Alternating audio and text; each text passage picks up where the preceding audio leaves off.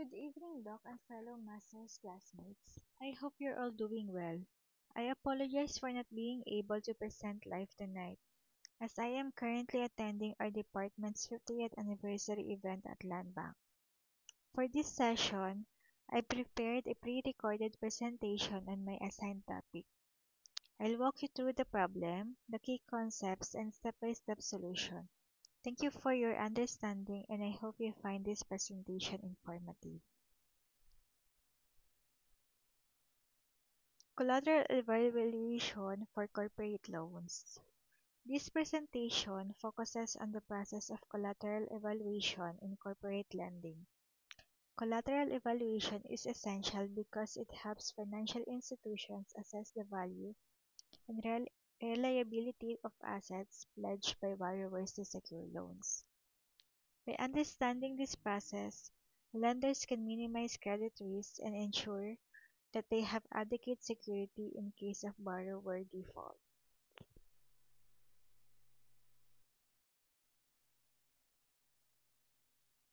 Introduction to Collateral Evaluation. Collateral evaluation plays a critical role in a secured lending. It ensures that the assets offered by borrowers can be liquidated easily and retain sufficient value if the borrower fails to repay. This process protects lenders and promotes fair lending practices. Purpose and importance. The main purpose of collateral evaluation is to reduce credit risk by confirming that pledged assets are reliable and marketable. Good collateral should be liquid, stable in value, and legally transferable without complications. Poor collateral, such as perishable or obsolete items, increase risk because these assets are hard to sell and may lose value quickly. Financial institutions rely on these principles to safeguard their interests.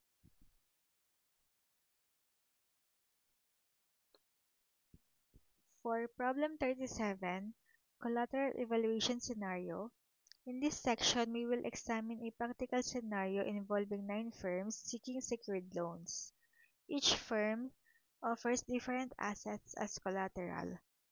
Our task is to determine which assets are good collateral and which are poor based on liquidity, stability, and marketability. Here's the problem details. 9 firms propose various assets ranging from fuel in transit and wine cases to government receivables, gold, and treasury bills. We need to analyze each asset's characteristics to decide which ones provide a strong security for a loan which pose significant risk. For the question, which of these assets are most likely to be good collateral?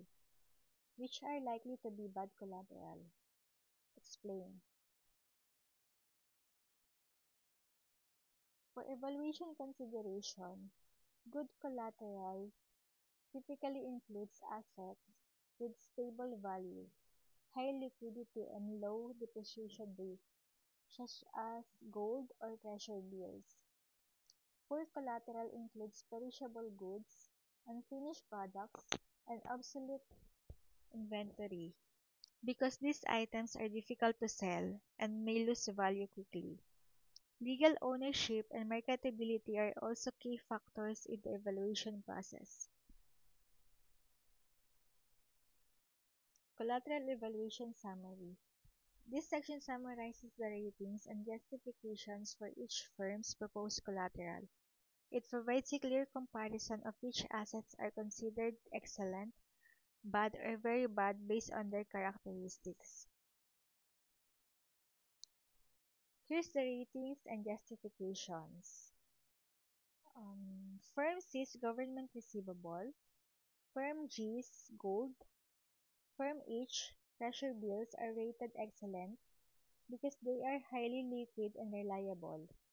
On the other hand, assets like bananas, wine, and unfinished yachts are rated poorly due to perishability, storage issues, and specialized markets. These ratings help lenders make informed decisions. Best and worst collateral. The best collateral options are government receivables, gold, and treasury bills because they are secure and easily convertible to cash. The worst options include fuel in transit, wine, bananas, used books, obsolete typewriters, and unfinished yachts, all of which pose high risk for lenders. Here's the detailed reasoning behind the ratings. It emphasizes why certain assets are considered good or bad collateral, focusing on liquidity, stability, and marketability. For Firm A, tanker load of fuel in transit, why it is a bad collateral. The is in transit, which means it's not immediately accessible. For Firm B, 1,000 cases of wine, why bad collateral. Wine is perishable and has a limited shelf life. Account receivable for Firm C to office supplies sold to the City of New York. Why good collateral? Government receivables are highly reliable because municipalities rarely default. Firm D, inventory of 15,000 used books. Why bad collateral? Used books low resale value and a very narrow market. Firm E, boxcar full of bananas. Why very bad collateral? Bananas are extremely perishable. For Firm F, inventory of electric typewriters. Why bad collateral? Electric typewriters are obsolete technology with minimal demand. Firm G, 100 ounces of gold. Why excellent collateral? Gold is highly liquid, universally accepted, and retains value well. Firm H, portfolio of treasury bills. Why excellent collateral? Treasury bills are risk-free government securities with an active market. Firm I, half completed luxury yacht. Why bad collateral? Because it's a partially built yacht is hard to sell because it requires additional investment to complete. Good collateral is liquid, stable, and easy to transfer legally. Examples include government receivables, gold, and treasury bills. Bad collateral includes perishable goods, obsolete items, and assets with limited resale markets. Lenders should prioritize assets that maintain value and have an active secondary market to minimize risk. That would be all po. Thank you.